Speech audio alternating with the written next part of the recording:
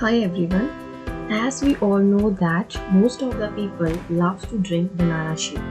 So today we will learn to make banana shake.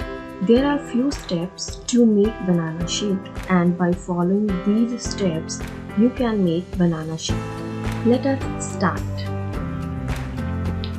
First of all, take fresh bananas and peel them. After peeling, cut bananas into small pieces. Now, take milk according to your need, but for making 1 glass banana shake, 1 cup of milk is enough. Now, the small pieces of bananas put into shaker along with milk.